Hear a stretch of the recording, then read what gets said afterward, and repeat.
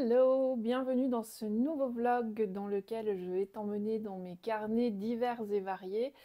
Nous sommes mardi 6 mai, ça fait un petit moment que j'ai pas filmé, je me sens un petit peu rouillée. En fait, j'avais prévu de sortir un vlog la semaine dernière, mais j'ai vraiment manqué de temps. J'avais vraiment beaucoup de choses à faire, avec notamment le grand jeu du labo qui a commencé le 30 avril, 1er mai. Et j'avais encore un atelier, l'atelier carnet de couleurs, c'est officiellement terminé vendredi dernier, mais je vais encore tourner une vidéo de mon carnet terminé. J'aime bien faire ça à la fin de mes ateliers pour que les participants puissent avoir une vue d'ensemble de ce que j'ai réalisé. Les participantes le font aussi parfois, ce qui est vraiment intéressant. Peut-être que j'arriverai à glisser quelques images de mon carnet dans ce vlog. Et j'avais mes enfants autour de moi le week-end qui vient de se finir, là, du 1er mai. On a fêté mon anniversaire. J'avais tous mes petits-enfants aussi. Donc, évidemment, euh, je coupe complètement quand je suis en famille et donc pas de vlog. Et là, je me suis un peu reposée après toutes ces aventures et je suis prête à de nouveau me mettre derrière ou devant la caméra, les deux, et à passer un petit moment avec toi. Pour commencer, je voudrais te parler de ce carnet qui s'appelle Some Lines a Day. C'est un carnet que j'ai commencé en 2020, je crois. Je ne sais plus trop. En fait, ouais, 2020. Le principe de ce carnet, c'est d'écrire pendant 5 ans, chaque jour, un petit quelque chose pour avoir vraiment l'évolution, en fait, sur 5 ans de, euh, de notre vie, de nos pensées. Voilà, le principe, c'est vraiment d'écrire les petits événements du quotidien dans un carnet pendant 5 ans. Et c'était mon intention au départ, et puis ça a complètement changé. Donc j'ai envie de te parler de cette expérience parce qu'en fait je l'ai repris il y a 2 semaines, un peu plus de 2 semaines, parce que depuis le début de l'année, en fait, depuis le début de l'année 2025, je n'avais plus de journal quotidien. J'ai plein de carnets, plein de choses dans lesquelles je crée, j'écris, mais je n'avais plus de journal quotidien pour raconter la vie de tous les jours, aussi déposer mes émotions, m'amuser aussi à créer avec du collage, des choses comme ça, comme j'ai pu avoir les années précédentes. En général, je raconte aussi un peu la vie de la famille. Enfin voilà, c'est un peu des carnets fourre-tout, mais qui sont témoins en fait de la vie qui passe. Et là, début janvier, j'ai pas eu les. Enfin, j'avais l'intention, puis finalement, ça s'est pas fait. J'étais à fond dans le tricot, et donc j'avais un peu moins de temps pour mes carnets. Et là, le temps passé sur le tricot a un petit peu diminué. Et je pense que moi, je fonctionne comme ça par élan. Et là, je suis plus de nouveau dans un élan de carnet, de journaling, d'écriture. Et donc, j'ai eu envie de commencer, de nouveau reprendre un carnet quotidien. Et je ne savais pas dans quel support le faire. Est-ce que je commence un nouveau carnet? Qu'est-ce que je fais? Est-ce que j'en crée un? Et finalement, je me suis souvenue de ce Some Lines a Day. J'ai décidé de le réinvestir. Le principe de ce carnet-là, des 5 years, Some Lines a Day, the 5-year memory book. Donc l'idée, c'est d'avoir 5 ans, 1, 2, 3, 4, 5. Donc là, les années ne sont pas, comment dire, on peut commencer quand on veut. Et donc, chaque page est un jour. Donc là, c'est 8 mars, 9 mars. Donc, c'est assez connu comme principe. Et à un moment, j'ai eu envie d'en tenir un. Je ne me souviens plus vraiment des circonstances, puisque c'était donc en 2020. Alors, vous allez voir que le mien, il est rempli par endroits et pas du tout rempli par d'autres endroits. Par exemple, là, mars, avril, il n'y a rien du tout. Je crois que c'est les 2 mois qui sont vraiment complètement vides. Donc, je vais commencer en exactement le 30 juillet 2020. Et alors déjà, c'est un peu bizarre de commencer ça au milieu de l'année, mais je pense que c'était à ce moment-là que j'avais envie de tenir ce genre de carnet. Enfin, je pense que j'en ai eu envie depuis longtemps, et puis là, je me suis lancée, et c'était le 30 juillet. Je pense que j'ai... Parce qu'en fait, on était en vacances, enfin, si je lis le texte, on était en vacances, donc j'ai dû l'avoir peut-être un petit peu après, et j'ai fait un petit peu je suis allée un petit peu en arrière pour écrire dedans. Voilà, et je l'ai tenu jusqu'au 18 décembre 2020. Donc j'ai tenu jusqu'au... Enfin, tenu. Je l'ai tenu jusqu'au 18 décembre 2020. Ensuite, en 2021, j'ai rien écrit dedans. Et j'ai recommencé le 6 juillet 2022. Donc il faut croire que c'est au mois de juillet que ce genre de choses me chatouille. Donc voilà, j'ai repris au mois de juillet, et je me suis dit, bah, comme je l'ai déjà tenu en 2020, je vais le commencer la ligne en dessous, même si logiquement ça aurait dû être 2021. Mais comme j'avais rien écrit en 2021, bah, je me suis dit 2022, ça sera la ligne numéro 2. Voilà, et donc bah, j'ai commencé à décorer un petit peu pour pas laisser du blanc. Donc j'avais découpé des bandes dans du papier, voilà, du papier, des scotch de masquage. Parfois je faisais des dessins. Enfin voilà, il y a eu plusieurs étapes, plusieurs interprétations, jusqu'à ce qu'on arrive au moment où j'avais commencé 2 ans auparavant. Et là, je l'ai tenu jusqu'en février 2023. Jusqu'en février 2023. Donc, ce qui fait que là, le janvier, ça commence janvier 2023, puisque avant, bah, je ne l'avais jamais tenu en janvier. Et vous voyez que bah, comme j'ai beaucoup de place, parce que du coup, ça arrivait en année 3, eh bien, j'ai commencé à mettre plus de déco, quoi. Et en fait, plutôt que de travailler horizontalement, ben, je me suis dit autant utiliser tout l'espace comme une page de carnet. Alors là, j'ai un peu empiété sur les années d'après, mais c'est pas très grave. Et donc, bah, j'ai continué à faire pas mal de collages et des expériences diverses et variées aussi, diverses et variées. Et après, donc là, je l'ai donc tenu jusqu'en février 2023, et j'ai repris, et après, bah, j'ai complètement arrêté jusqu'à ce mois d'avril, où donc bah, je me suis dit, où donc je cherchais un carnet pour reprendre du journaling au quotidien. Et puis bah, j'ai repensé à ce carnet que j'aime beaucoup en fait, hein, quand je le feuillette, je trouve ça marrant de voir les différentes périodes, les périodes dessin, les périodes découpage. En fait, je l'aime beaucoup, et je trouve ça sympa de relire ce que j'ai écrit, de voir aussi les différentes années, ce qui se passe, les différentes influences aussi au niveau des collages, où est-ce que je prends mes éléments à coller. Est-ce que je fais plutôt des dessins, etc., etc., les stickers. Et donc, bah, je me suis dit, autant continuer dans ce carnet. Donc là, on est en fait en année 4. Alors bien sûr, ce n'est pas des années complètes, mais ce qui fait que je me suis dit, bah, je vais utiliser les quatre lignes.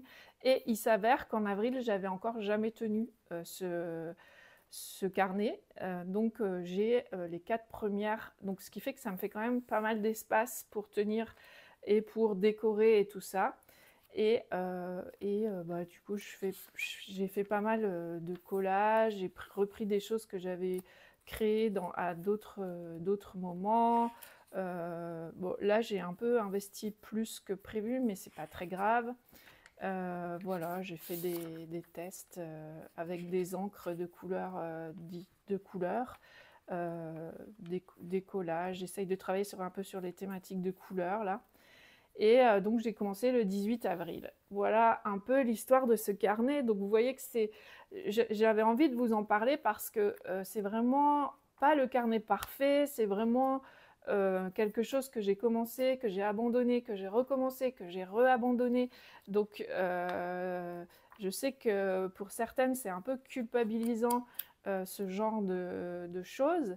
Et ben en fait, c'est pas grave. Vous voyez qu'on peut, vous pouvez faire pareil avec un carnet que vous avez commencé et abandonné, ou même un agenda dans lequel vous avez rempli quelques pages, mais pas toutes les pages, et bah, vous dire, bah là, je vais compléter. En fait, on s'en fiche que ce soit pas fait au même moment, et même c'est le principe de ce genre de carnet, sauf que moi, je l'ai investi un peu de manière différente par rapport à ce qui était prévu, et pour moi, c'est OK. Là, j'ai ouvert à cette page pour vous montrer qu'on peut, j'aime bien faire ce genre de collage qui vont sur les deux pages, et puis j'écris sur les côtés. C'est une technique de collage que j'aime beaucoup. J'avais aussi mis un post-it là, je sais plus pourquoi. Ah oui, bah pour montrer que là, j'avais les deux... donc je pouvais écrire sur les deux lignes. Et en fait, j'ai collé une image assez grosse qui me laissait assez peu de place là. Et en fait, j'ai écrit 2 jours, donc le lundi 19 et le mardi 20, sur ce qui me restait de place. Voilà. Voilà, sinon il n'y a rien de très original, si ce n'est que c'est mon carnet et que je l'aime beaucoup. Et que en ce moment, j'ai beaucoup de plaisir à créer dedans. Alors du coup, j'ai de la place en ce moment. Et ce qui fait que je me permets de mettre aussi des photos. Mais alors je ne sais pas si je le tiendrai jusqu'en 2026, auquel cas bah, ça serait chouette parce que bah, je pourrais faire la dernière année en 2026, et, ce serait chouette. Mais si c'est vu les probabilités, c'est aussi fort probable que je m'arrête dans 2, 3, 4, 5 mois, et que à un moment où je reprenne sur un autre format, parce que je me suis lassée de celui-ci, et peut-être que je le finirai en 2028, ou peut-être en 2030, et auquel cas j'aurais mis 10 ans pour le remplir, mais au final, ben, ça n'a pas d'importance. L'essentiel, c'est que j'ai du plaisir à créer dedans. Et bah, voilà, j'avais envie de vous en parler pour que peut-être ça va vous inspirer à reprendre certains de vos carnets.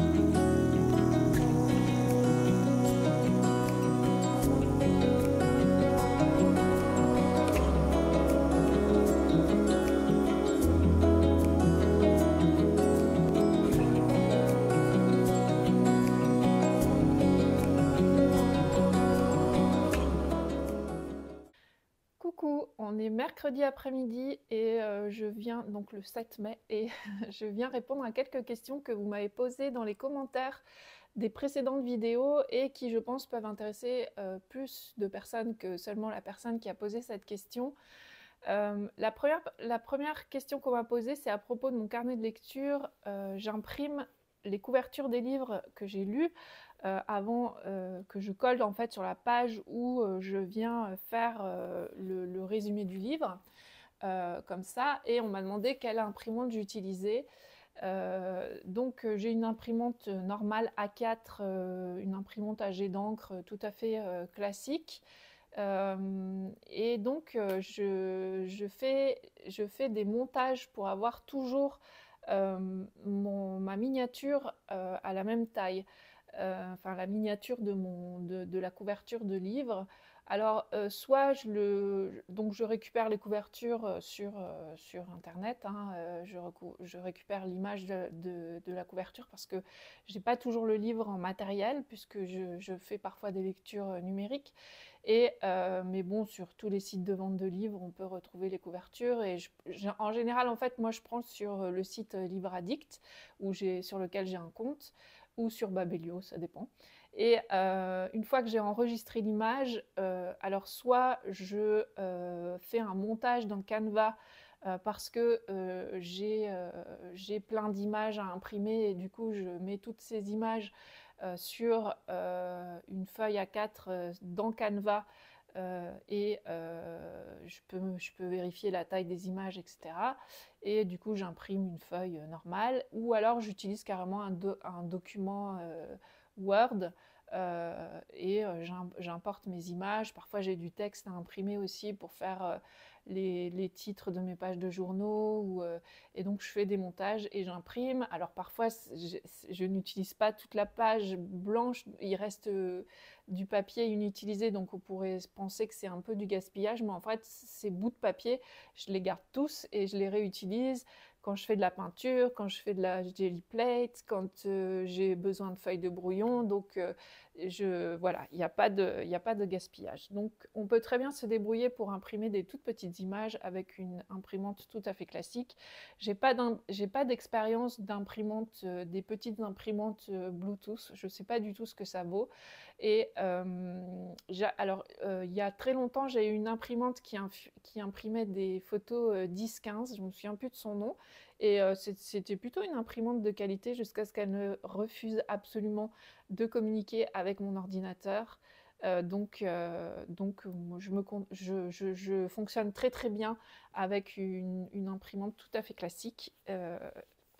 Voilà comment je procède pour avoir des petites images de mes couvertures de livres. La deuxième question, je prends mes notes. Oui, c'est à propos de la vidéo sur l'autodiscipline. Il y a eu pas mal de réactions et notamment deux questionnements, à savoir comment faire pour être régulier. Ça, c'est vraiment quelque chose qui est difficile et c'est difficile aussi pour moi. Vous avez vu dans la séquence précédente que c'est pas parce que je tiens un journal pendant 3 mois que je vais réussir à le tenir toute l'année.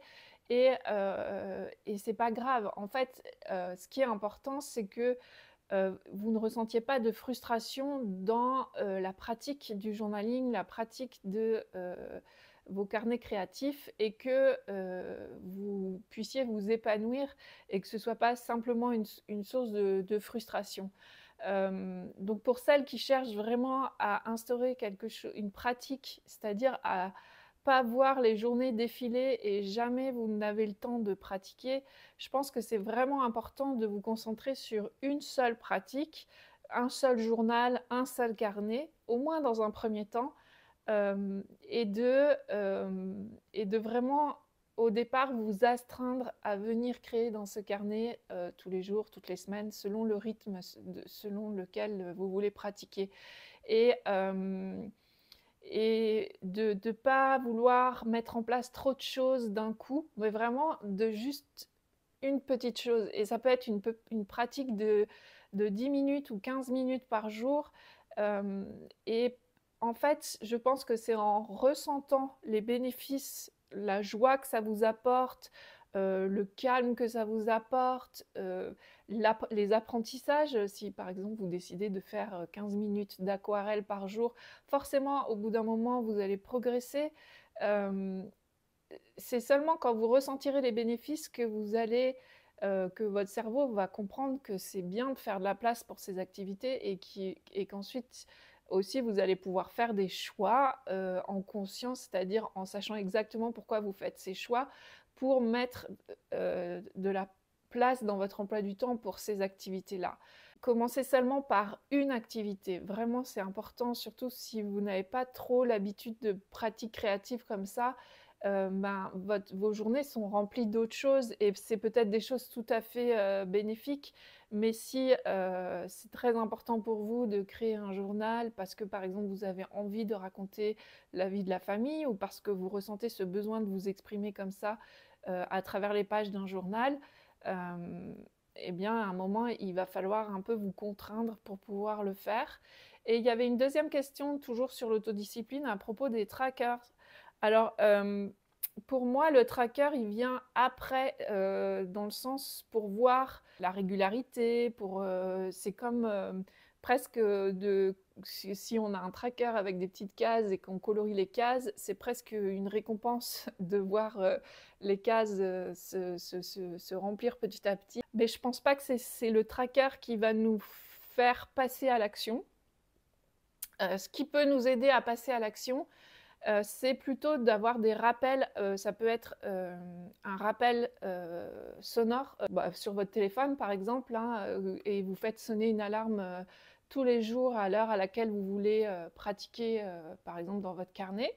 Et ça va être vraiment, ça va vous rappeler que vous avez prévu de faire cette activité et que ce serait bien de vous y mettre. Voilà, il y a des petites astuces comme ça, mais le tracker, pour moi, c'est un outil qui vient après pour juste, c'est comme un outil de contrôle et de rappel que, ah oui, on a déjà fait ça et ah ben là, on a eu du mal à s'y mettre et aussi un outil de réflexion sur bah, pourquoi je ne suis pas arrivée à m'y mettre, et, etc., etc. Et toujours, quand vous essayez de mettre une habitude en place, une nouvelle routine, une nouvelle pratique, toujours au bout d'une semaine, si par exemple si c'est quelque chose de quotidien ou si au bout d'un mois si c'est quelque chose d'hebdomadaire, toujours prendre un peu de recul et se dire ok, est-ce que j'y suis arrivée? Est-ce que j'ai réussi à le faire tous les jours comme je voulais? Et si oui, ben bravo, et on continue comme ça. Et sinon, ben, pourquoi ça n'a pas fonctionné? Est-ce que j'avais trop de choses à faire dans mes journées? Est-ce que j'ai oublié? Et alors, peut-être se poser la question de pourquoi on oublie une activité qui est importante pour nous. Peut-être qu'elle n'est pas si importante que ça. Peut-être qu'il y a d'autres facteurs extérieurs qui ont fait qu'on n'a pas pu s'y mettre. Voir quels sont les facteurs, voir si on peut jouer sur ces facteurs, etc. etc. Toujours refaire une petite analyse de la situation pour rectifier les paramètres et se dire bah, peut-être que j'avais choisi de le faire le mardi, mais le mardi ça ne fonctionne pas, j'ai déjà trop de choses, de rendez-vous, d'activités, peut-être qu'il faut que je fasse ça un autre jour, etc. etc. Voilà, donc ça c'était les questions par rapport à l'autodiscipline. Et il y avait aussi une question qui me posait, il y avait une personne qui me posait la question de qu'est-ce que je colle dans mes carnets. Alors je vais déjà vous renvoyer vers une vidéo que j'ai tournée il y a 1 an, je crois à peu près, qui s'appelle Le collage dans mes carnets. Je vous mets le lien dans la barre d'infos, dans laquelle vous allez déjà avoir pas mal de réponses par rapport à ces questions. En ce qui concerne le carnet, ce carnet-là dont je vous ai parlé, dont j'ai fait une vidéo la semaine dernière, enfin il y a 2 semaines, qui est un carnet de collage que j'ai donc créé à partir d'un catalogue de vêtements. Là, j'utilise plutôt des magazines, des restes de peinture. Parfois, je fais même pas de collage, mais là, par exemple, j'ai pas fait de collage. J'ai fait que de la peinture, donc un fond à la peinture acrylique et un dessin au Posca blanc. Mais quand c'est du collage, c'est plus des choses, voilà, là c'est de la peinture, c'est des restes de peinture. Donc c'est plutôt des choses peinture, magazine. Et de temps en temps aussi, bah, là par exemple, ça c'est un dessin de fleurs que j'avais fait l'année dernière, que j'aimais bien et que j'ai photocopié. Et parfois, bah, je le remets dans certains de mes collages. Et là, je vous avais dit aussi dans un précédent vlog, c'est des dessins que je récupère de mes petits-enfants. Voilà, tout est bon pour coller et faire des assemblages d'images et de couleurs. Et en ce qui concerne mes carnets plus d'écriture, j'utilise un petit peu moins mes restes de peinture dans mes carnets d'écriture. Et là, je vais plus utiliser du scotch de masquage, des stickers, des dessins aussi que je fais, des petits dessins, des petites images de magazines. Voilà, c'est à peu près ce que j'utilise plus dans mes carnets d'écriture. Mais ça m'arrive aussi parfois d'utiliser une aquarelle que j'ai faite par ailleurs. Enfin voilà, il n'y a pas vraiment de règle. Par exemple, ce collage-là, Je l'ai fait après avoir fait, j'avais fait plein de motifs en noir et blanc, enfin en noir, à la peinture noire, pour l'atelier carnet de couleurs, et il me restait plein de chutes. Et là, du coup, j'ai eu envie d'aller faire non pas un, mais deux collages, puisqu'il y a aussi celui-là, avec ce qui restait. Et en fait, je me suis dit, je viens naturellement dans ce carnet quand j'ai des choses à coller, quand j'ai des chutes de papier qui en fait m'inspirent. Et c'est quand j'ai créé, quand j'ai fait ma page de carnet pour carnet de couleurs, que j'ai eu l'idée de venir écrire un poème sur une grosse tache noire. Enfin voilà, et que aussi, je me suis dit, ah, ça serait chouette avec une photo noir et blanc. Et il y avait cette photo de Robert Desnos là que ça me rappelle des poésies de mon enfance, et du coup je me suis dit, ah, j'ai envie de le mettre dans mon carnet, et etc etc. Donc vous voyez que parfois c'est en feuilletant un magazine que je vais avoir l'idée. Et il y a un jour en fait j'en ai fait deux ou trois à la suite, enfin sur 2 jours j'en ai fait 2 ou 3 à la suite, parce que j'avais de l'inspiration et que j'avais envie de venir coller des choses dans ce carnet. Donc finalement pour ce carnet, je me suis rendu compte que j'avais pas besoin de routine, que j'avais pas besoin de règles, et que je pouvais venir, que j'allais le remplir comme ça sous, euh, sous des impulsions créatives qui sont provoquées par d'autres déclencheurs qui peuvent être un atelier, qui peuvent être un cours que je suis, comme je suis inscrite au cours de Wanderlust, bah, ça peut être ça. Ça m'a permis de complètement lâcher prise par rapport justement à l'autodiscipline et à la routine pour ce carnet, ce qui n'est pas forcément le cas pour les autres carnets.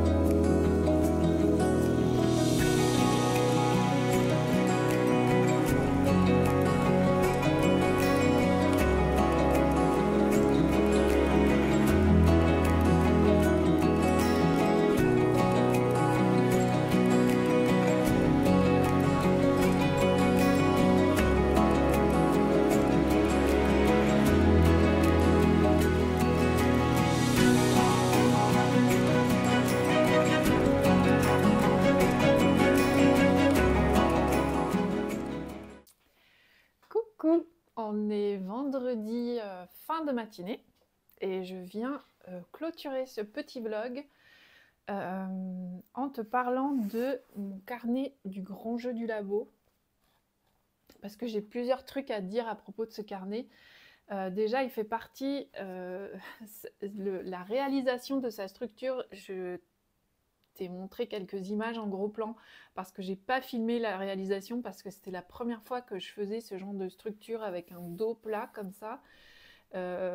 Donc c'est du carton et puis j'ai recouvert de tissu. C'était vraiment ma première expérimentation, et je n'ai pas pensé à filmer. Enfin, je voulais pas me mettre la pression de filmer en plus de réaliser ça.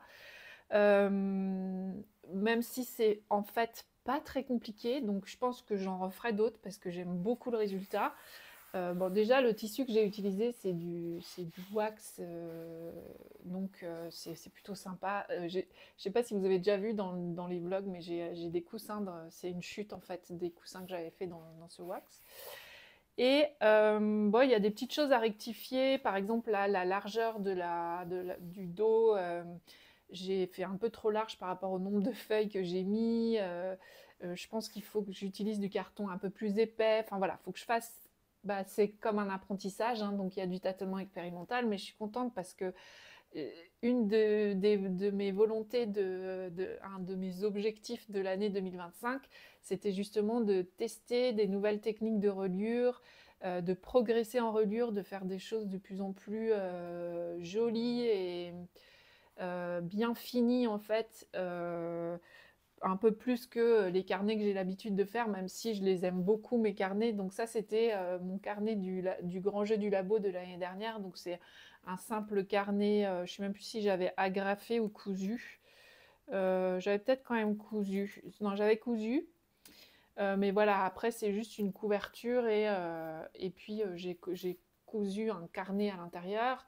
Alors que là, j'ai fait plusieurs livrets que j'ai cousus ensemble, collés. Ensuite, bah, j'ai rajouté la couverture. Enfin, là, c'était un peu plus élaboré. Donc, il y a encore plein d'imperfections. Notamment, là, c'est un petit peu gondolé. Ça se voit pas trop, mais c'est un petit peu gondolé. Je pense que c'est parce que mon carton était un peu trop fin. Et aussi, peut-être, j'ai pas laissé sécher suffisamment sous presse, suffisamment longtemps.